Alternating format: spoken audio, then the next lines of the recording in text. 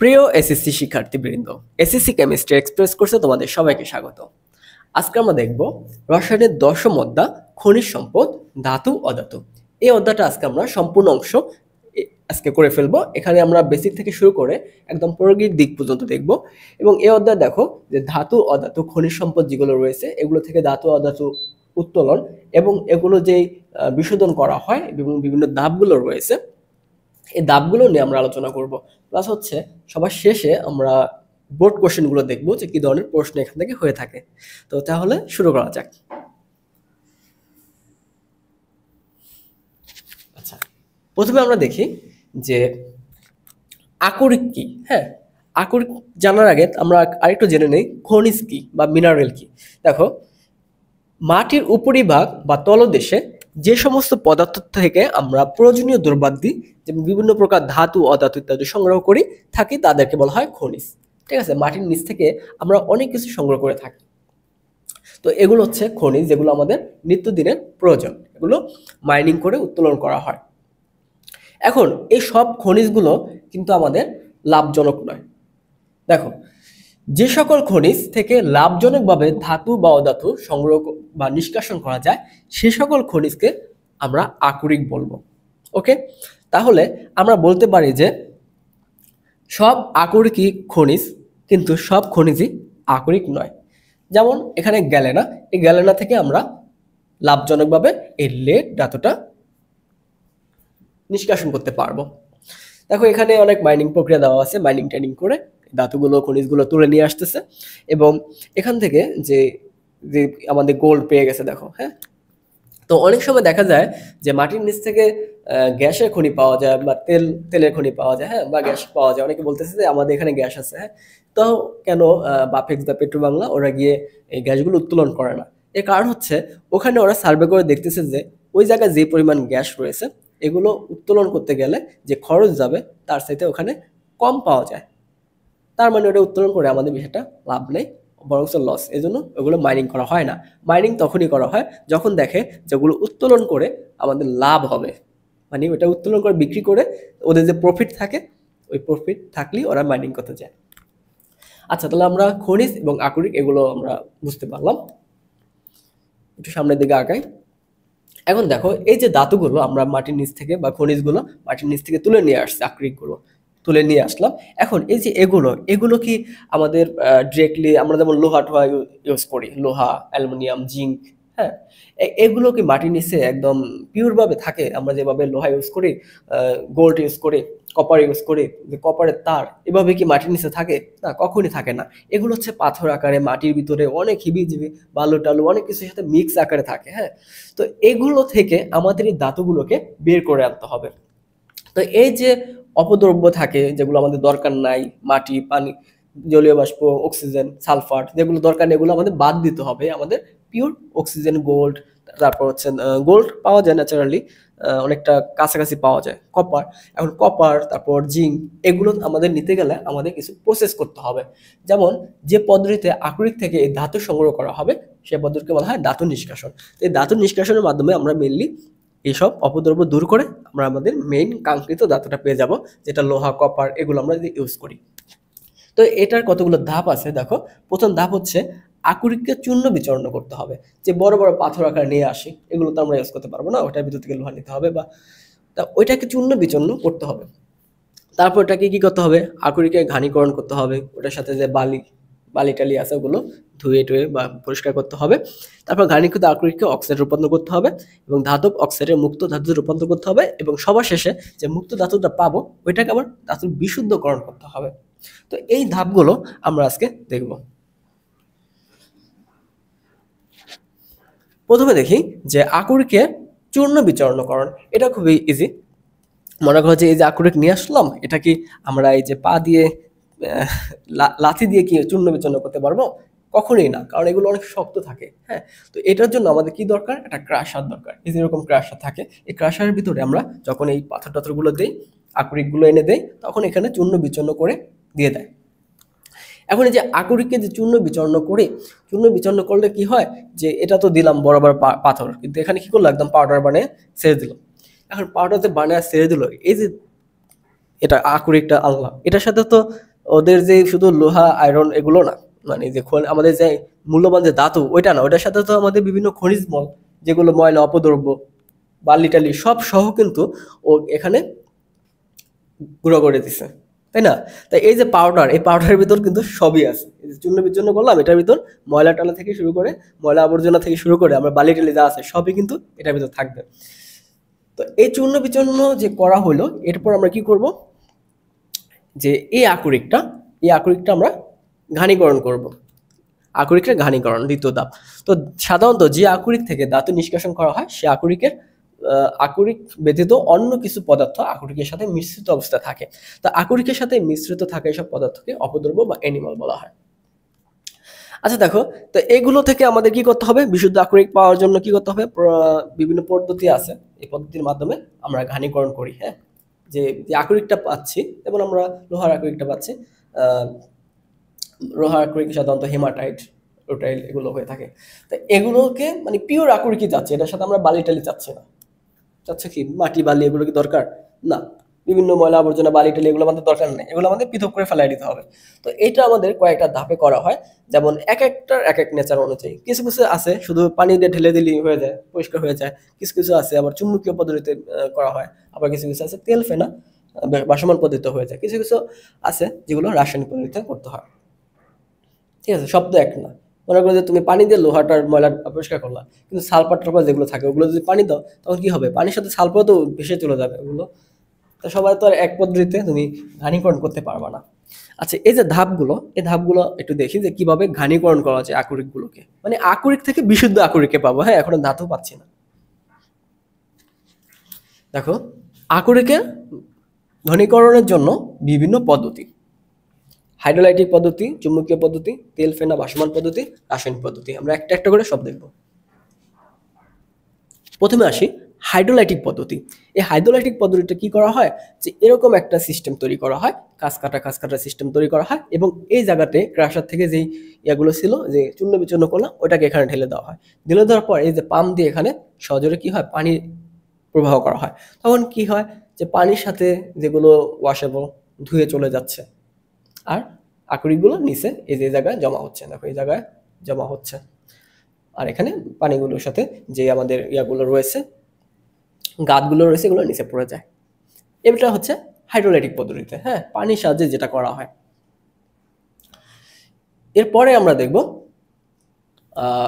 তেল ফেনা ভাসমান পদ্ধতিতে। হ্যাঁ, তেল ফেনা ভাসমান পদ্ধতিতে কিভাবে করা হয়? এটা সাধারণত করা হয় যে সালফাইড আকরিকের সাথে। তো সালফাইড যে আকরিকগুলো রয়েছে, এই আকরিকগুলো, এটা তো আর পানি মেরে ফেলা দেওয়া যাবে না, কারণ এগুলো হালকা, খুবই হালকা। হ্যাঁ, এগুলো পানির সাথে ওয়াশে চলে যাবে। কিন্তু এটাকে আমরা আরেকটা পদ্ধতি করতে হবে, এটাকে তেল ফেনা ভাসমান পদ্ধতি করতে হবে। তখন এই যে সালফার যে আকরিকটা থাকে, ওইটার ভিতরে আমরা যেটা দেবো, এখানে দিয়ে একটু ফোটা ফোটা বা তেল যুক্ত করতে থাকবো আমরা এখান থেকে। এখান থেকে এই যে তেল দিয়ে তারপর এটাকে কি করব, ঘোরাবো, রোটেট করব। ঘোরালে হচ্ছে এখানে একটা ফেনা তৈরি হবে, ফেনার ফোম তৈরি হবে। ফোম তৈরি হয়ে সালফার আকরিকটা যেটা একটু হালকা, ওটা ফেনার সাথে উপরে ভেসে উঠবে। ভেসে উঠে তারপরে এখান দিয়ে এসে জমা হবে। ঠিক আছে, সালফার আকরিকটা জমা হবে। আর যে ময়লা অপদ্রব্য আছে, ওটা একটু ভারী হয়ে থাকে, ওটার ফেনা হয় না, ফেনার সাথে উপরে আসে না, ওটা নিচে থাকে, ওটা নিচে এসে পড়ে যায়। তাহলে এভাবে আসলে পৃথকটা হচ্ছে। এটা হচ্ছে তেল ফেনা ভাসমান পদ্ধতিতে। তো এখানে সালফার আকরিকটা যখন দেই, শুধু সালফারটা কি হয়, সালফার আকরিকটা ফেনা তৈরি হয়ে উপরে ভেসে যায়, এই পাত্র জমা হচ্ছে, আর নিচে ময়লাগুলো পড়ে যাচ্ছে। ওকে, এখন পরের যে পদ্ধতিটা দেখি, যে চুম্বকীয় পদ্ধতি। তো এই পদ্ধতিটায় আমরা কিভাবে ঘনীকরণ করতে পারি? আমাদের যে কিছু কিছু ধাতু রয়েছে, যেমন আকরিক রয়েছে, যেমন যেগুলো চুম্বকে আকর্ষণ করে, যেমন লোহা একটা ভালো চুম্বকে আকর্ষণ করে, তাই না? তো এই ধরনের যে আকরিক থাকে, ওগুলো কি করবো, যে ক্রাশারগুলো, যে চূর্ণগুলো দিছিলাম এখানে, ওগুলো এখানে ঢেলে দেবো। এরকম একটা বেল্টের মাধ্যমে এটা ঘুরতে থাকে, এবং এটার গায়ে কিন্তু ম্যাগনেট যুক্ত করা। হ্যাঁ, ম্যাগনেট যুক্ত করা। যখন কি হবে, এটা যখন ঘুরতেছে, রানিং কিন্তু ঘুরতেছে, ঘুরতে ঘুরতে যে আকরিকগুলো যাচ্ছে, তো এই জায়গাটায় দেখো, এগুলো হচ্ছে আমাদের ম্যাগনেটিক পার্টিকেল। মনে করো লোহার চূর্ণগুলো এখানে আছে, আর এখানে আছে নন ম্যাগনেটিক পার্টিকেল। তাহলে এটা যখন ঘুরতেছে, তখন এগুলো উড়ে ওখানে চলে যাবে।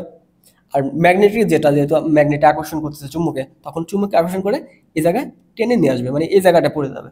তাহলে এখান থেকে আমাদের যে ম্যাগনেটের যে আকরিকগুলো রয়েছে, ম্যাগনেটিক প্রপার্টিজ আকরিক বা লোহাই ধরো, হেমাটাইট ধরো, হ্যাঁ। তো এটা এখানে এসে জমা হচ্ছে, আর বাকি খনিজ মালগুলো এপাশে পড়ে যাচ্ছে। তো এভাবে পৃথক করা হয়ে গেল। তো এই পদ্ধতিটা হচ্ছে যে ধরনের আকরিক চুম্বকের সাথে সম্পর্কিত, মানে চুম্বকে আকর্ষণ বিকর্ষণ করে, ওটা আমরা চুম্বকীয় পৃথকীকরণের মাধ্যমে করে যাব। এরপর দেখো রাসায়নিক পদ্ধতিতে।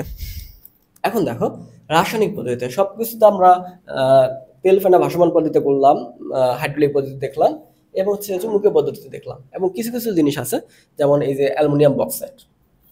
তো এগুলো আবার ওইসব পদ্ধতিতে কাজ করা যাচ্ছে না। দেখো এটা একটা অ্যালুমিনিয়ামের যেই আকরিক রয়েছে এটা, তো এখানে দেখো এই যে অ্যালুমিনিয়াম গুলো রয়েছে, এই যে এখানে দেখো,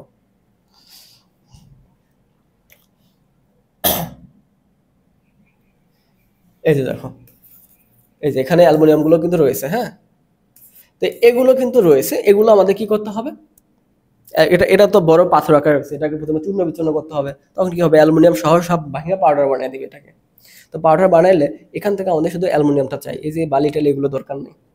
এগুলো দূর করার জন্য আমরা এখানে কিছু কেমিক্যাল রিয়াকশন ঘটাবো, যে কেমিক্যাল রিয়াকশনটা শুধু অ্যালুমিনিয়ামের আকরিকের সাথে করবে, মানে শুধু বক্সাইটের আকরিকের সাথে করবে।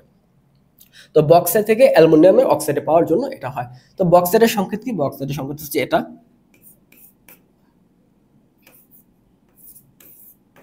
এখানে 3 অণু পানি, 3 অণু থাকতে পারে, 2 অণু থাকতে পারে, যখন যেটা থাকে ওটা ব্যাপার না। এটা হচ্ছে বক্সাইট, হ্যাঁ। এই বক্সাইটটা এটা, কিন্তু আমাদের এখানে এগুলো রয়েছে। তো আমাদের এটাকে যে পাউডার বানালাম, ওটাকে এমন কিছু রিয়াক্টর দিব, যেটা বিক্রিয়া করে শুধু আমাদের এই অ্যালুমিনিয়াম অক্সাইডকে আলাদা করে দেবে, ওগুলো আলাদা করবে না।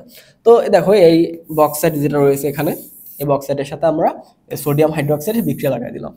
তখন কি হলো, এখান থেকে আমাদের সোডিয়ামটা এটার সাথে বিক্রিয়া করে হলো সোডিয়াম অ্যালুমিনেট। এরপর এখানে পানিটাকে আলাদা করে দিল।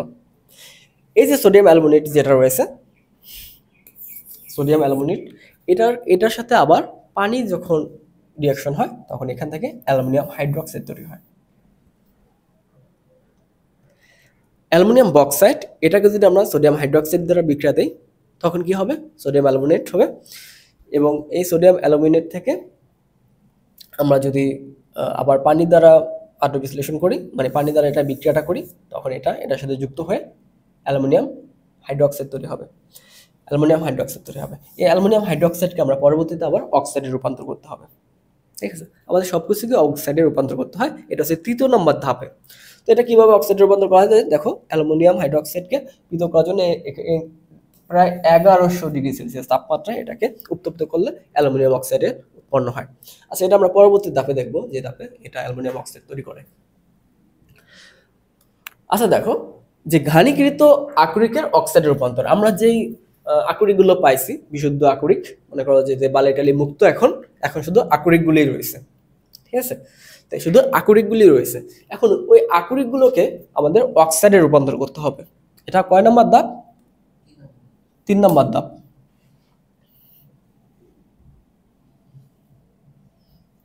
আচ্ছা, তো এই জন্য কি করতে হবে, প্রথমত আমাদের এই ঘনীকৃত আকরিকে বস্মীকরণ করতে হবে। বস্মীকরণ না বস্মীকরণ, যাই হোক, বস্মীকরণ এটা করতে হবে, হ্যাঁ। তো এটা করতে হবে, অথবা তাপজারণ, দুটা যে কোনো একটা করতে হবে, তাপজারণ করতে হবে। আচ্ছা, আমরা প্রথমে দেখব যে বস্মীকরণটা, হ্যাঁ, আকরিকের বস্মীকরণ। তো এটা কোন ধরনের আকরিকগুলো করব, যেমন বক্সাইট টক্সাইট যেগুলো আছে এগুলোকে করতে হবে। দেখো, আকরিকের উপস্থিতিতে ধাতুকে বিজারিত করে পৃথক করার আগে ঘনীকৃত আকরিকের গলনাঙ্কের চেয়ে কম তাপমাত্রায় বাতাসে অনুপস্থিতিতে, এটা খুবই গুরুত্বপূর্ণ, বাতাসে অনুপস্থিতিতে উত্তপ্ত করতে হবে। তো এই জায়গায় বাতাস থাকা যাবে না। তো বাতাস না রেখে যখন আমরা উত্তপ্ত করব, তখন এটাকে বলা হয় বস্মীকরণ। আর যেটা বাতাসের উপস্থিতিতে করবে ওটা হচ্ছে তাপজারণ। ঠিক আছে, তো এটাকে আমরা কি করব, বাতাসের অনুপস্থিতিতে বস্মীকরণ করব। তো এই প্রক্রিয়াটা বলা হয় বস্মীকরণ প্রক্রিয়া। তো বস্মীকরণের ফলে আকরিক থেকে আমাদের পানি সহ কার্বনেট, বাইকার্বনেট, হাইড্রোজেন জাতীয় কিছু অপদ্রব্য থাকে, ওগুলো চলে যাবে, তাই না। মনে করো যে অ্যালুমিনিয়াম যেহেতু ছিল, এখানে আমাদের দুই পানি ছিল, এই পানিটা সব উড়ে চলে যাবে। এটা থেকে যখন অ্যালুমিনিয়াম হাইড্রোক্সাইড তৈরি করছিলাম, এগুলো তৈরি করছিলাম, তো যখন এই বস্মীকরণ করব তখন এই অ্যালুমিনিয়াম হাইড্রোক্সাইড অক্সাইড এগুলো উড়ে চলে যাবে, তখন এখানে অক্সাইডের রূপান্তর হয়ে যাবে, অ্যালুমিনিয়াম অক্সাইডের রূপান্তর হয়ে যাবে। আচ্ছা, তো এটা কিভাবে করতে হবে সেটা তো বুঝলাম, যে বাতাসে অনুপস্থিতিতে করতে হবে এবং প্রচুর তাপ দিতে হবে, অনেক তাপ দিতে হয়, হ্যাঁ। তবে কতটুকু তাপ দিতে হবে? গলনাঙ্কের চেয়ে কম তাপমাত্রায়, বেশি তাপ দিলে তো সমস্যা, গলে যাবে।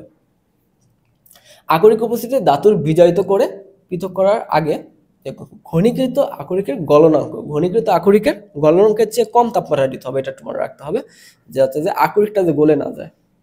আকরিকটা গলে গেলে তো আরো যাবে না, আমাদের দরকার হচ্ছে এই অক্সাইড উড়ে ফেলা, হ্যাঁ, হাইড্রোক্সাইড অক্সাইড যা আছে ওগুলো উড়ে দেওয়া, অক্সাইডে রূপান্তর করা, আর ধাতুর জন্য গলে না যায়।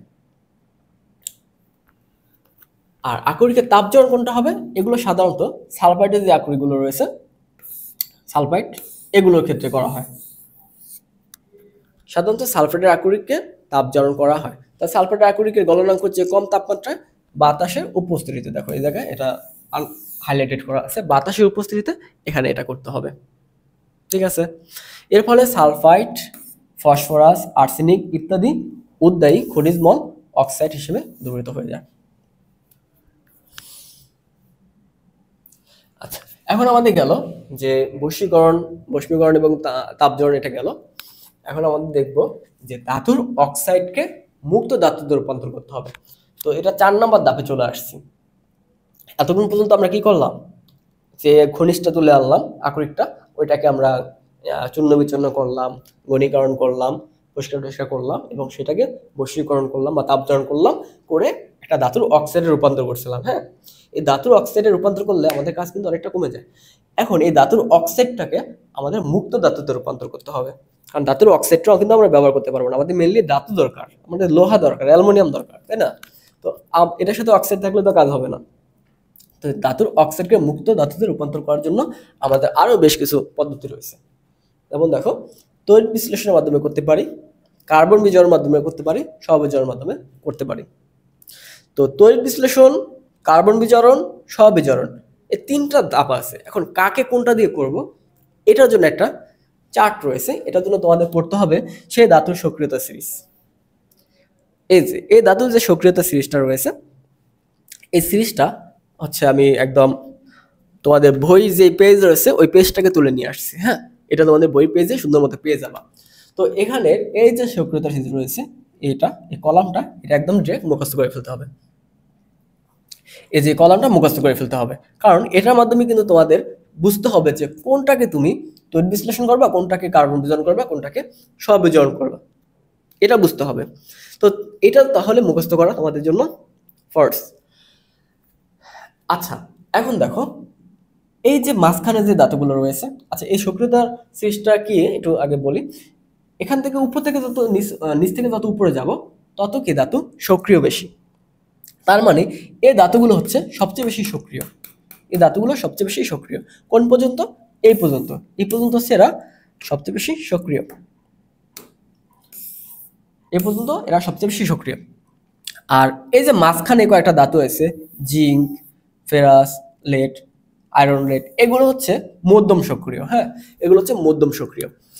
আর পরের যেগুলো রয়েছে এগুলো হচ্ছে কম সক্রিয়। তো কম সক্রিয় ধাতুগুলো আমরা সবিজারণ পদ্ধতিতে বিজারণ ঘটাতে পারি, হ্যাঁ। এটা নিয়ে আমাদের বেশি একটা প্যারা নাই, আমাদের প্যারা সবচেয়ে বেশি এই উপরেগুলো নিয়ে, বেশি সক্রিয় যেটা। আর মাঝখানে যেটা মধ্যম মানের সক্রিয়, এদেরকে আমরা কার্বন বিজারণ পদ্ধতিতে মুক্ত করতে পারি। এটা সহজ, এটা বেশি কঠিন না, কিন্তু সবচেয়ে কঠিন হচ্ছে এই উপরেগুলো। আর এই কঠিনের ভিতরে কিন্তু অ্যালুমিনিয়ামটা রয়েছে, যেটা এতক্ষণ বললাম যে বক্সাইট, অ্যালুমিনিয়াম ট্রাইঅক্সাইড ইনটু 2 পানি।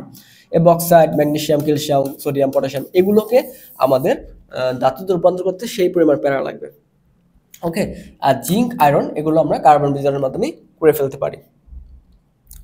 আর এখানে নিচে যেগুলো রয়েছে কপার, মার্কারি, সিলভার, এগুলো সহবিজারণের মাধ্যমে ঘটে যায়। এবং লাস্টে যে দুইটা রয়েছে দেখো, প্লাটিনিয়াম এবং গোল্ড, এগুলো হচ্ছে বিশুদ্ধ অবস্থায়, মোরাললেস বিশুদ্ধ অবস্থায় পাওয়া যায়, একদম বিশুদ্ধ না, যেমন তুলে নিয়ে একটু পরিষ্কার করে দিয়ে পাওয়া যেতে পারে। হ্যাঁ, তো এগুলো আমরা মোটামুটি বিশুদ্ধ অবস্থায় পাই নিচের গুলোতে। এখন এই সিরিজটা তোমরা আসলে কিভাবে মনে রাখবা, এই সিরিজটা মনে রাখতে হবে। এর জন্য একটা টেকনিক রয়েছে, সেটা যদি তোমরা মনে রাখো, যেমন আমি মনে রাখি। আচ্ছা দেখো, এই যে সক্রিয়তা সিরিজটা রয়েছে, এটা তোমরা খুব সহজেই একটা ছন্দের মাধ্যমে মনে রাখতে পারো। সেটা হচ্ছে এটা কে কে না একাইবার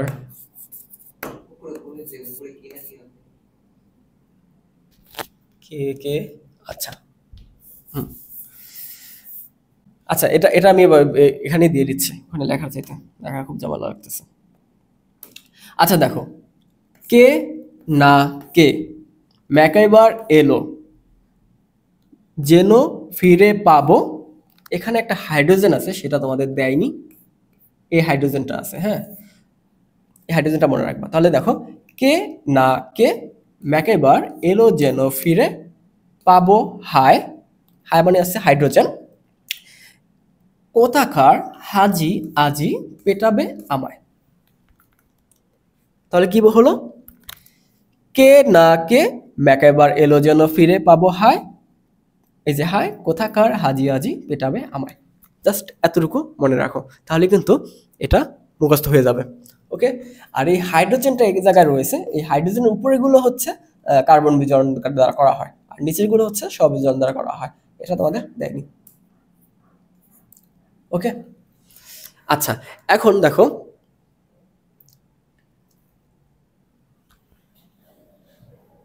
আমাদের কোনটাকে কিভাবে করতে হয় সেটা তো আমাদের দেখতে হবে, তাই না? তিনটা ধাপ ছিল, এই যে তড়িৎ বিশ্লেষণ, কার্বন বিজারণ, স্ববিজারণ। এখন তিনটাই আমাদের দেখবো যে কোনটার মাধ্যমে কি করা যায়। তড়িৎ বিশ্লেষণটা প্রথমে আমরা দেখবো, যে তড়িৎ বিশ্লেষণের মাধ্যমে আমরা কোনগুলো পারবো। ওই যে ওইটা কে না কে একেবারে এলো, এলো পর্যন্ত। হ্যাঁ, এলো পর্যন্ত হচ্ছে তড়িৎ বিশ্লেষণের মাধ্যমে। কতটুকু? এলো পর্যন্ত। আচ্ছা, তাহলে ধাতু নিষ্কাশনে এটা হচ্ছে তড়িৎ বিশ্লেষণ। এখানে হচ্ছে এ পর্যন্ত আসবে, কে না কে, কে তো ক্যালসিয়াম, ম্যাকাইবার এলো, এই এলো পর্যন্ত থাকবে। এগুলো প্লাস করে, এগুলো 2+, 2+, এগুলো 3+, এই পর্যন্ত হচ্ছে। এখানে লিথিয়াম আছে, আচ্ছা দেখো লিথিয়ামটা পরে দিই। এই পর্যন্ত হচ্ছে এগুলোকে আমাদের তড়িৎ বিশ্লেষণের মাধ্যমে করতে হবে, রাইট? তো এই জায়গায় আমরা যে ধাতুটা নিয়ে কথা বলছিলাম, যে আকরিকটা, সেটা হচ্ছে বক্সাইট। বক্সাইট কোনটা? যে অ্যালুমিনিয়ামের আকরিক, এটা ছিল। আবার লিখে দিই, এই ধাতুটা নিয়ে আমরা কাজ করছিলাম।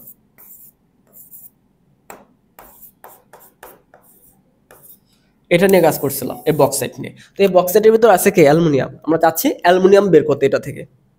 তো এটা থেকে আমরা অলরেডি অ্যালুমিনিয়াম অক্সাইডটা বের করে ফেলছি। হ্যাঁ, অ্যালুমিনিয়াম অক্সাইডে আমরা কনভার্ট করে ফেলছি।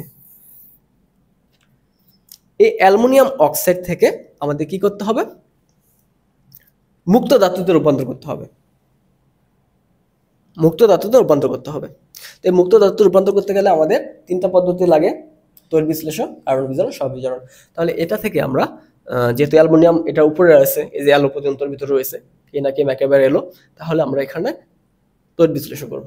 আচ্ছা, তড়িৎ বিশ্লেষণ করলে আমরা যে সেটআপটা দিতে হয় সেটা একটু দেখে নিই।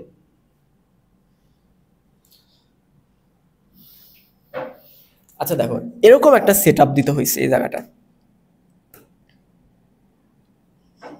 আচ্ছা, এই সেটআপটা কিভাবে দিল দেখো, এই জায়গাটায় আমাদের গ্রাফাইটের একটা পাত্র দিয়ে দিছে। এই যে পুরোটা, এই পুরোটা হচ্ছে গ্রাফাইট। এই জায়গাটা ঠিক আছে, কার্বন ক্যাথোড, এটা কার্বন ক্যাথোড হিসেবে দেওয়া আছে। এই যে এটা, এই পুরোটা, এটা কি? এটা হচ্ছে কার্বন ক্যাথোড। আর এই জায়গায় দেখো, এখানে আরেকটা জিনিস দেওয়া আছে, এটা হচ্ছে কার্বন অ্যানোড। এই কাজটা করা হয়েছে। এই কাজটা করা হলে এখন আমাদের ক্যাথোডে কি ধরনের বিক্রিয়া হবে, অ্যানোডে কি ধরনের বিক্রিয়া হবে? ক্যাথোডে হবে আমাদের জারণ বিক্রিয়া, কি অ্যানোডে হবে জারণ বিক্রিয়া।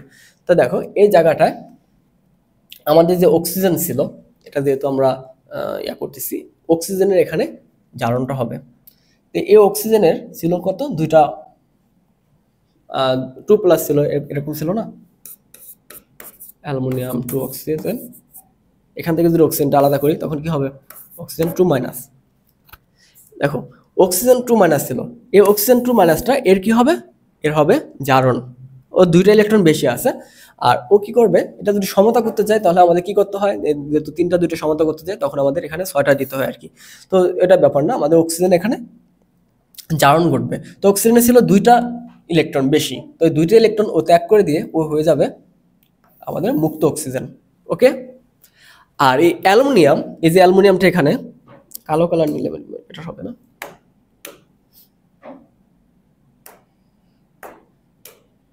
আবার চলে গেল। আচ্ছা দেখো এই অ্যালুমিনিয়ামটা তো ভাঙলো, তো অ্যালুমিনিয়ামটা ভাঙলে কি কি হবে, এখানে হবে অ্যালুমিনিয়াম 3+, এখানে হবে অক্সিজেন 2-। এটাই তো হয়।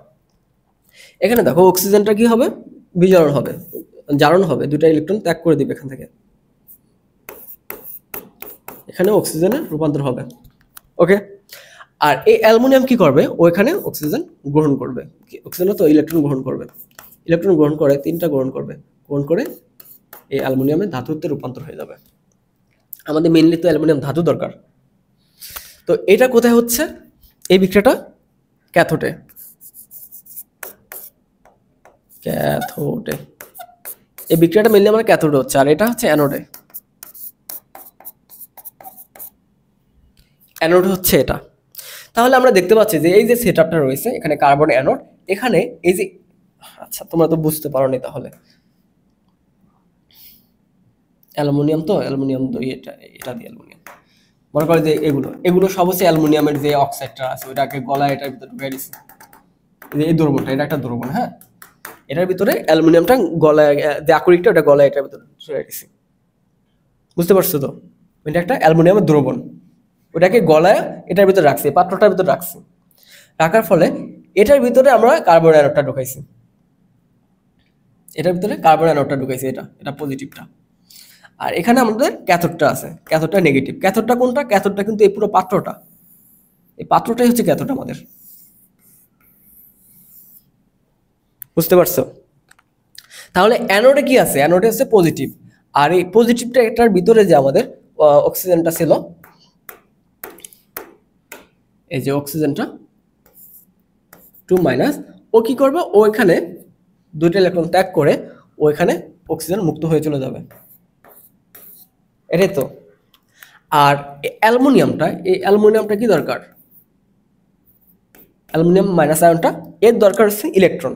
তো ক্যাথোডে তো অনেক ইলেকট্রন রয়েছে, তাই না, তো ওই কি করবে, ও এখানে আসবে, ওইখানে এসে যে ইলেকট্রন গ্রহণ করে এই জায়গায় এসে জমা হবে, এই জায়গায় অ্যালুমিনিয়াম হিসেবে জমা হবে, এগুলো সব অ্যালুমিনিয়াম, গলিত অ্যালুমিনিয়াম আর কি, অ্যালুমিনিয়াম আকারে এখানে জমা হবে, অ্যালুমিনিয়াম আকারে এখানে জমা হবে। তাহলে বিষয়টা কি দেখো, ছিল অ্যালুমিনিয়াম অক্সাইড, ছিল অ্যালুমিনিয়াম অক্সাইড, এটা গলিত অবস্থায় এই জায়গায় রাখছি পাত্রের ভিতরে, এবং এই জায়গায় অ্যানোডে কি হলো, অক্সিজেন ইলেকট্রন ত্যাগ করে মুক্ত হয়ে চলে গেল। আর সে আমাদের অ্যালুমিনিয়াম ধাতুটা, এটা হচ্ছে এই ক্যাথোডের সাথে থেকে ইলেকট্রন নিয়ে এই জায়গায় ক্যাথোডের সাথে আর কি তলায় যুক্ত হয়ে আছে, পাত্রের তলায় লেগে আছে বা এই জায়গায় আছে। তো এই জায়গায় আমরা কি করলাম, এই জায়গায় একটা ছিদ্র করে দিলাম, হ্যাঁ, যাতে যে এই জায়গায় আসলে এই গলে গলে এখান দিয়ে পড়ে যায়, আর এখান থেকে আমরা কালেক্ট করে নিতে পারি। তো এভাবে আসলে অ্যালুমিনিয়ামটা আমরা পেয়ে গেলাম। তো এই অ্যালুমিনিয়াম ছিল কোথায়, মাটির নিচে, প্রায় 1-1.5 কিলোমিটার নিচে, বুঝতে পারছো, 1 থেকে 1.5 কিলোমিটার নিচে এই অ্যালুমিনিয়ামের আকরিক সহ, মানে পাথর আকারে ছিল। ওই যে একটা বক্সের দেখালাম না, পাথর আকারে ছিল, তো ওইটাকে আমরা তুলে নিয়ে আসছি মাটির নিচ থেকে, এনে ওইটাকে ভাঙছি, ভেঙে ওইটাকে ঘানীকরণ করছি, ওয়াশ টশ করছি, করার পর ওটাকে কি করলাম, মানে পাউডার টাউডার বানাতে ওয়াশ করলাম, করার পর ওইটাকে বশীকরণ করলাম, তাপ দিয়ে একদম গলা টলা দিলাম, তারপর অক্সাইডে রূপান্তর করলাম। সেই অক্সাইডকে আমরা তড়িৎ বিশ্লেষণের মাধ্যমে এই এই যে আমরা অ্যালুমিনিয়াম পেলাম, এই এত কষ্ট করে অ্যালুমিনিয়ামটা পেলাম। তার মানে এই যে অ্যালুমিনিয়ামটা আমরা ইউজ করতেছি সেটার পিছনে অনেক কষ্ট। তো এটা দিয়ে আমাদের অ্যালুমিনিয়াম ফয়েল টয়েল তো দেখো খাবার টাবার দেয়, অনেক কাজে লাগে অ্যালুমিনিয়ামের, অনেক সাইকেল টাইকেল থাকে, অনেক বডি তৈরি করা হয় অ্যালুমিনিয়াম। এমনকি এই যে আমাদের স্ট্যান্ডটা, এটা অ্যালুমিনিয়ামের তৈরি, ক্যামেরার যে স্ট্যান্ডটা এটা অ্যালুমিনিয়ামের তৈরি। আচ্ছা, এখন যে আমরা ধাতুটা পাইলাম মেইনলি, দেখো এখনো কিন্তু সমাপ্ত না। এই যে অ্যালুমিনিয়ামটা পাইলাম, এ কিন্তু আসলে পুরোপুরি বিশুদ্ধ অ্যালুমিনিয়াম না, মানে এটার ভিতরে ভেজাল আছে। তো এটাকে আবার ভেজাল মুক্ত করতে হবে। আচ্ছা, এটা তো আমরা একটা দেখলাম যে একটা তো দেখলাম হচ্ছে তড়িৎ বিশ্লেষণের মাধ্যমে যেটা করা হয়। আর আমাদের আর দুটা মেথড ছিল, একটা হচ্ছে কার্বন বিজারণ, কার্বন বিজ্ঞারণ, হাই রে।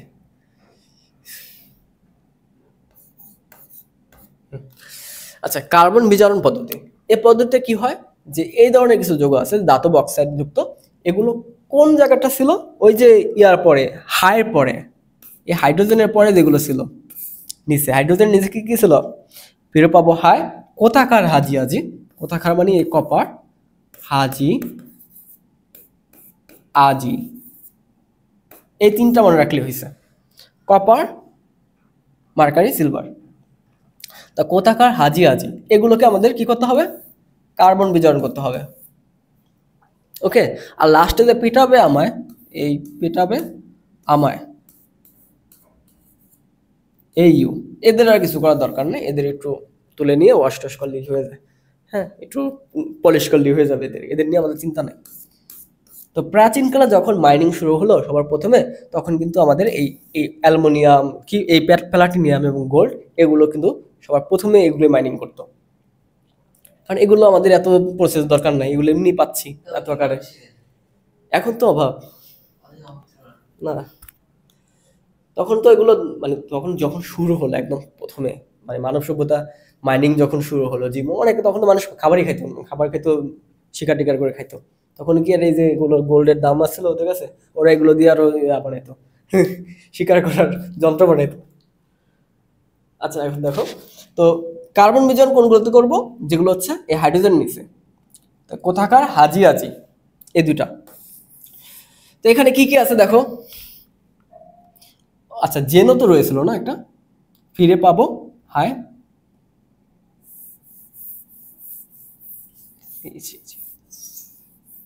কি করি, কে না কে ম্যাকাবার এলো, এরপর কি ছিল, জেনো, ম্যাকাবার এলো জেনো, তারপর ফিরে পাবো, এরপর হচ্ছে হায়, কি করছিস। আচ্ছা, এখন দেখো এই পর্যন্ত, হ্যাঁ, এই কয়টাকে আমরা হচ্ছে ইয়া করবো, ফিরে পাবো হয় কোথাকার হাজিয়ে ফিরে পাবো। আচ্ছা, এখন দেখো এখানে রয়েছে কি, জিঙ্ক, আয়রন, লেড, এইসব জিনিসগুলোকে আমরা কার্বন বিজারণের মাধ্যমে করে ফেলবো। ঠিক আছে। আচ্ছা, এখন দেখো এটা কিভাবে হবে। এই জায়গাটায় আমরা কি করব, কার্বন দেব, কার্বন দিতে পারি অথবা কার্বন মনোক্সাইড দিতে পারি, যে কোনো একটা দিলেই হবে। আর এই জায়গায় তাপ দিতে হবে, তাপ, তাপ কিন্তু অনেক তাপ দেওয়া লাগে। তো ধাতব অক্সাইডের সাথে কার্বনকে উত্তপ্ত করে ধাতু নিষ্কাশন করতে গেলে আমাদের কি করতে হবে, বেশি কিছু না, এটার ভিতরে কার্বন দিতে হবে। তো এটার বিভিন্ন প্রক্রিয়া থাকে, মানে এরকম একটা মেকানিজম থাকে। তো এই জায়গায় মনে করো যে কার্বন গুলো থাকে, এই জায়গায় মনে করো রিটর টিটর থাকে, এই হিবিজিবি থাকে, এরকম এরকম একটা প্রসেস থাকে আর কি। এটা এখানে কার্বন গুলো থাকে, এটার ভিতরে যে ধাতু আকার গুলো থাকে, তখন রিটর টিটর মাধ্যমে এটা আর কি হয়। আচ্ছা, আমরা বিক্রিয়াটা দেখি কি হয়। জিঙ্ক অক্সাইডের সাথে যখন কার্বনের বিক্রিয়া হয়, তখন এখান থেকে আমাদের জিঙ্কটা, আচ্ছা দেখো এখান থেকে আমাদের জিঙ্কটা মুক্ত হয়, এবং সাথে কি কি তৈরি হয়, সাথে কার্বন ডাইঅক্সাইড তৈরি হয়। প্রথমত কার্বন মনোক্সাইড তৈরি হবে। আর যখন আমরা এটার সাথে এই মনে করো যে জিঙ্কটা দিয়ে আমরা কি দেবো, কার্বন মনোক্সাইড দিলাম, তাহলে বিক্রিয়া হবে। কার্বন মনোক্সাইড দিলে এখান থেকে আমাদের হবে আয়রন বের হবে, প্লাস হচ্ছে এখানে কার্বন ডাইঅক্সাইড হয়ে গেল, এগুলো তৈরি হবে। হ্যাঁ, এগুলো সেম এভাবে হয়ে যাবে, কার্বন, কার্বন মনোক্সাইড যেটা ইচ্ছা দেই, এখানে আমরা লেড পেয়ে যাবো। তো এসব জিনিসপত্র পাচ্ছি। তো কার্বন বিজারণের মাধ্যমে এটা করা হচ্ছে। তোমাদের পরীক্ষায় এই এই জিনিসটা সবচেয়ে বেশি আসে, এই জিঙ্ক অক্সাইড। এটা আরেকটা নাম আছে জিঙ্ক ব্লেন্ড, যেটা থাকে এটা জিঙ্ক ব্লেড, এই ধরনের জিনিসপত্র থাকে। তারপর এটা আরো আরো জিনিস আছে, ক্লাইমাইন থাকে।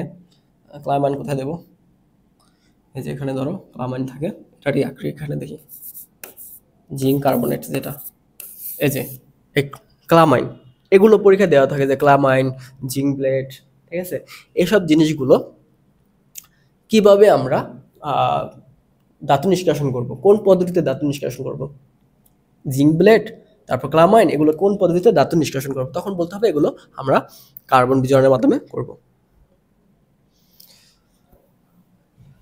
আচ্ছা, এরপর আমরা দেখব যে স্ববিজারণ, যে সক্রিয়তা সিরিজে অবস্থিত নিচের দিকে অবস্থিত কম সক্রিয় যে ধাতুগুলো থাকে, এবং কপার, হাজি আজি যারা ছিল, হ্যাঁ, এই যে হাজি আজি, মার্কারি আর সিলভার ধাতুগুলো অক্সাইডের ক্ষেত্রে কোনো বিজারক বা যোগ না করে শুধুমাত্র একটু উত্তপ্ত করলে এরা নিজেরা নিজেরা বিজারণ করে মানে ধাতু হয়ে যাচ্ছে, হ্যাঁ।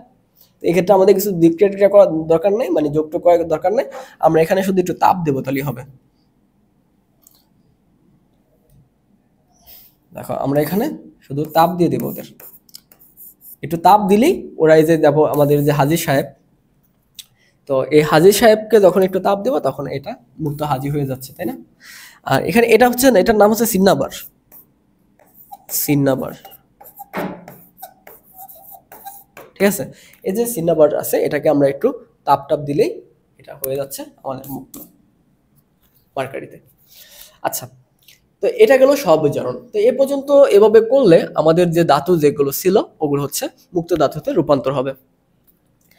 এখন দেখো ধাতু তো মুক্ত হইলো বা আমরা ধাতু পেয়ে গেলাম, এখন এই ধাতুকে আমাদের বিশুদ্ধ করতে হবে, আসলে এরা বিশুদ্ধ থাকে না। তো বিশুদ্ধ ধাতুকে কিভাবে করা যায়, আমাদের ধাতু বিশুদ্ধকরণের জন্য কয়েকটা মাধ্যম রয়েছে, যেমন আমরা তড়িৎ বিশ্লেষণের মাধ্যমে করতে পারি। আচ্ছা দেখো, উপরে উল্লেখিত বিজারণ পদ্ধতির মধ্যে প্রাপ্ত ধাতু সমূহ সম্পূর্ণরূপে বিশুদ্ধ হয় না, এতেও উল্লেখযোগ্য পরিমাণ অপদ্রব্য থেকে যায়। এই অপদ্রব্য দূর করতে বিভিন্ন পদ্ধতি ব্যবহার করা হয়। তো এক্ষেত্রে আমরা কি করতে পারি, যেমন বিগালক যোগ করতে পারি, বিগালকগুলো যোগ করতে পারি। বিগালকগুলো যোগ করা হয় কেন, যেমন উচ্চ তাপমাত্রা ও কার্বন বিজারণ পদ্ধতিতে প্রাপ্ত যে ধাতুগুলো হয়ে থাকে, এই ধাতুগুলো আমি একটু লিখে দেখি তাহলে বুঝবা। মনে করো হেমাটাইটের একটা আকরিক নেই, এটা হচ্ছে হেমাটাইট Fe2O3, এখানে পানিটা নিয়ে আসলো। আচ্ছা, এই হেমাটাইটের আকরিকে এটাকে যখন আমরা কার্বন বিজারণ করব তখন কি হবে, ধাতুর আকরিকে পরিণত হবে, মানে ফেরাস অক্সাইডে পরিণত হচ্ছে। এটা থেকে আমরা মুক্ত ধাতু পাচ্ছি আর কি, আয়রনটা পাচ্ছি।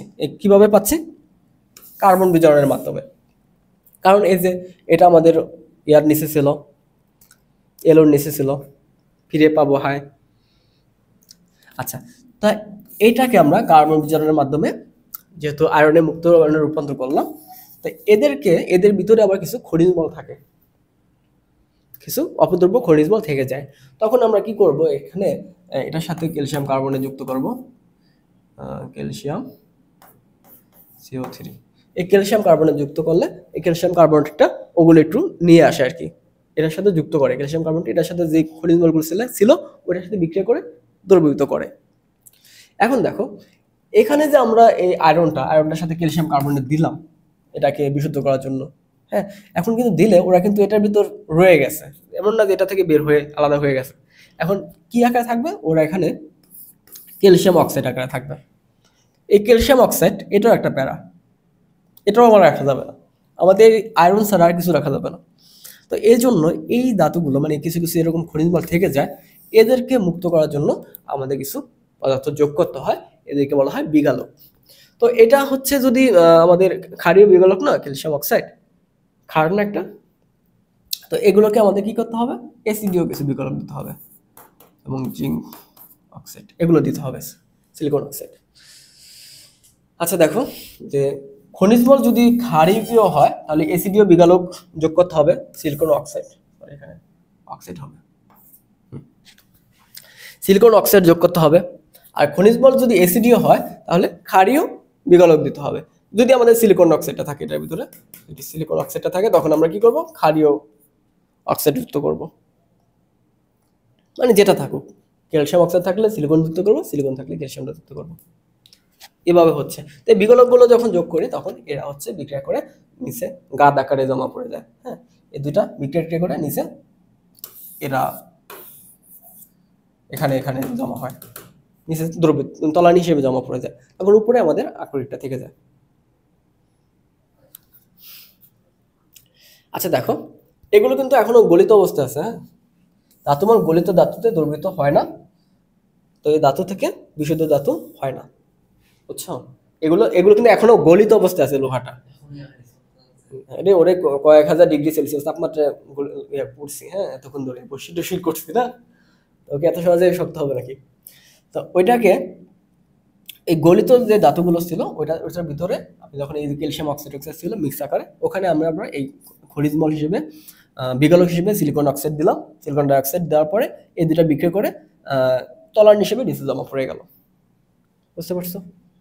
যেহেতু বিকলক এবং খনিজ মল একত্র হয়ে ধাতুর মল তৈরি করে, এই যে ধাতু মল তৈরি করে, আর এই ধাতু মল গলিত ধাতুতে দ্রবীভূত হয় না বলে উপর থেকে আচ্ছা, বলে উপর থেকে ধাতু মলকে গলিত ধাতু থেকে আলাদা করে ফেলা হয়। বিগলন প্রক্রিয়ায় প্রাপ্ত ধাতু বিশুদ্ধ নয়, এই অবিশুদ্ধ ধাতুকে তৈরি বিশ্লেষণ পদ্ধতিতে আবার বিশুদ্ধ করতে হবে, মানে এটাকে আবার ওই তৈরি বিশ্লেষণ মাধ্যমে বিশুদ্ধ করতে হবে। বুঝতে পারছো?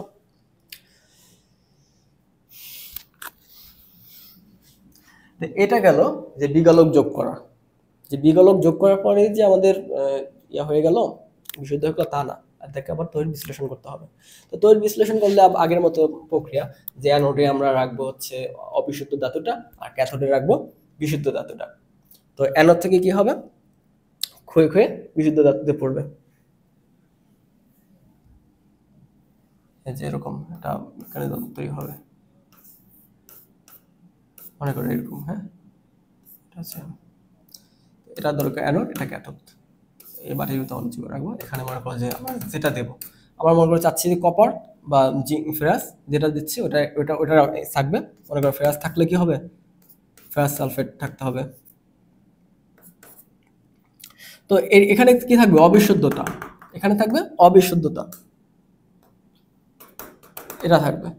তো এটা থেকে এই ক্ষয়ে ক্ষয়ে মানে এখান থেকে এখানে আসবে চার্জ আকারে, আয়ন আকারে এখানে আসবে, এসে এই জায়গায় এসে যুক্ত হতে থাকবে, তখন এটা গায়ে এসে যুক্ত হবে, মানে ইলেকট্রোপ্লেটিং এর মতো অনেকটা। তো একসময় কি হবে, এটা সম্পূর্ণটা গলে যাবে, মানে এখান থেকে খসে পড়ে যাবে, খসে গিয়ে এটা গায়ে লেগে যাবে, আর এই জায়গায় বাকি যেই অবিশুদ্ধ জিনিসগুলো ছিল ওগুলো গাদ আকারে এখানে জমা পড়ে থাকবে। তাহলে এই জায়গাটা যে তৈরি বিশ্লেষণের মাধ্যমে যে ধাতুটা পাবো এটা হচ্ছে প্রায় 90.99% বিশুদ্ধ, তাও 100% না।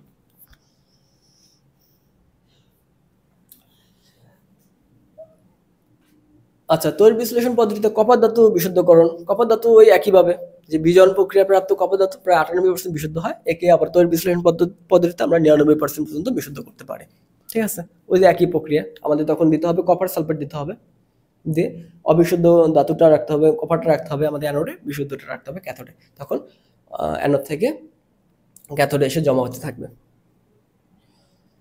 আচ্ছা, এখন আমরা দেখি রাজশাহী বোর্ডে একটা প্রশ্ন আসছে, এই প্রশ্নটা সলভ করব। দেখো, এখানে বলছে কয়েকটি ধাতব আকরিক নিম্নরূপ দেওয়া রয়েছে। কি কি দেওয়া আছে, বক্সাইট দেওয়া আছে, ক্যালামাইন দেওয়া আছে, হেমাটাইট দেওয়া রয়েছে। আচ্ছা, এগুলো কি, এই যে বক্সাইট নিয়ে আমরা এতক্ষণ কথা বলছিলাম, বক্সাইট ছিল এটা অ্যালুমিনিয়াম ট্রাইঅক্সাইড ইন্টু 2 অনু পানি,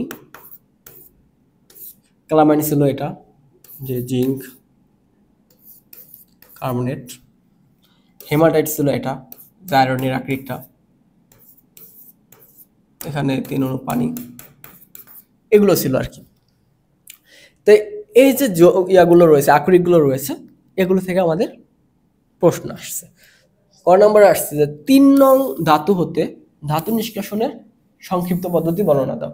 এই যে হেমাটাইট, হেমাটাইট কিসের, লোহার একটা আকরিক। তো এই আকরিকটাকে আমরা যে ধাতু কিভাবে নিষ্কাশন করব এটা সংক্ষেপে বর্ণনা করতে হবে। এটা মার্ক কত, 3 মার্ক কিন্তু। হ্যাঁ, এখানে আবার ওই যে শুরু থেকে শেষ পর্যন্ত পৃষ্ঠা ভরে ভরে লিখলে কাজ হবে না, এখানে ছোট করে লিখতে হবে। হ্যাঁ 3 মার্ক। এখানে কি তোমরা যে এক থেকে সব ধাতুকে বিশ্লেষণ করে লিখতে গেলে তো তোমার সারাদিন লেগে যাবে। তখন তুমি একটা প্রথমে বলবা যে এটাকে চূর্ণ করতে হবে, 2 নম্বরে বলবা ঘনীকরণ করতে হবে, তারপর এ পর্যন্ত বলবে এমনি। এগুলো তার বেশি পেন না। ঘনীকরণ কি দিয়ে করবা সেটা একটু বলে দিবা, যে চৌম্বকীয় পদ্ধতিতে ঘনীকরণ করবা, চৌম্বকীয় পদ্ধতিতে ঘনীকরণ করবা, কারণ এটা যেহেতু লোহার আকরিক চুম্বকে আকর্ষণ করবে। এরপর 3 নম্বরে মানে বলতে হবে এটাকে কি করতে হবে, বশীকরণ করতে হবে, বশীকরণ করতে হবে। তো বশীকরণ করবা প্রায় তাপ টাপ দিয়ে এটাকে একদম জ্বালিয়ে দিবা। বশীকরণ করলে কি হবে, অক্সাইডে রূপান্তর হবে। কিসের রূপান্তর হবে, অক্সাইডে, অক্সাইডে রূপান্তর হবে। এই যে অক্সাইডের রূপান্তর হলো, অক্সাইডের রূপান্তর হওয়ার পর আমাদের কি করতে হবে, আমাদের এই অক্সাইড থেকে ধাতুতে রূপান্তর করতে হবে। তো এই ক্ষেত্রে আমরা কোনটা ইউজ করব, তড়িৎ বিশ্লেষণ নাকি কার্বন বিজারণ? এক্ষেত্রে আমরা কার্বন বিজারণ ইউজ করব। এ নাকে একেবারে এলো যেন, তারপর ফিরে পাবো হয়, তাহলে আমরা কার্বন বিজারণ করব যেহেতু এলোর নিচে। তো কার্বন বিজারণ করলে এখানে কি করতে হবে, এই যে ধাতুর অক্সাইডটা রয়েছে এটার সাথে আমাদের কার্বন বিজারণ দিতে হবে। কার্বন বিজারণ দিলে এখান থেকে আমাদের এই আয়রনটা মুক্ত হবে, আয়রনটা মুক্ত হবে। ওকে, এখন কার্বন বিজারণের পর এটাকে কি করতে হবে, এটাকে 5 নম্বরে বিশুদ্ধ ধাতুতে রূপান্তর করতে হবে। তখন আমরা যে ইয়ার রয়েছে তড়িৎ বিশ্লেষণের মাধ্যমে এটাকে আমরা বিশুদ্ধ ধাতুতে রূপান্তর করব, বিশুদ্ধ ধাতুতে রূপান্তর। ঠিক আছে, তাহলে এই কয়েকটা ধাপ আমাদের সুন্দরভাবে একটু লিখে দিতে হবে সংক্ষেপে। ঘ নম্বর বলছে 1 ও 2 নং আকরিক থেকে ধাতু নিষ্কাশনের একই পদ্ধতিতে সম্ভব কিনা যুক্তিভাবে ব্যাখ্যা করো। মানে 1 নম্বর আর 2 নম্বর, এই অ্যালুমিনিয়াম বক্সাইট আর ক্যালামাইন, এই দুইটা কি আমি একই পদ্ধতিতে নিষ্কাশন করতে পারবো, সম্ভব কিনা তোমাকে জিজ্ঞেস করছে। এখন একটু চিন্তা করো যে এই পর্যন্ত তো সবই এক, এই বশীকরণ পর্যন্ত, এই পর্যন্ত সবাই এক না, এই পর্যন্ত 3 নম্বর ধাপ 1 2 3 চূর্ণকরণ, ঘনীকরণ, তারপর হচ্ছে বশীকরণ, এগুলো পর্যন্ত সবই কিন্তু এক, এগুলো এভাবে করতে পারি। এখন বাকি রয়েছে আমাদের এই 2টা ধাপ, যে এই বশীকরণের পর এখন আমরা আসলে কি করব, এটাকে কার্বন বিজারণ করব নাকি তড়িৎ বিশ্লেষণ করব নাকি স্ববিজারণ করব, এখানে এই খেলাটা হবে। তো এই জায়গায় দেখো কে না কে ম্যাকাবার এলোর ভিতরে কিন্তু পড়ে গেছে, এলো পর্যন্ত। তাহলে এটাকে আমাদের তড়িৎ বিশ্লেষণের মাধ্যমে মুক্ত ধাতুতে রূপান্তর করতে হবে অক্সাইড থেকে। তো এটাকে আমাদের কি করতে হবে, তড়িৎ বিশ্লেষণের মাধ্যমে, তড়িৎ বিশ্লেষণ। আর এই যে ক্লামাইনটা আছে এটা কোথায়, কে না কে ম্যাকাবার এলো জেনো, এলো ম্যাকাবার এলো জেনো, এলোর নিচে পড়ে গেছে। তার মানে কি এটাকে কি করতে হবে, কার্বন বিজারণ করতে হবে, কার্বন বিজারণ।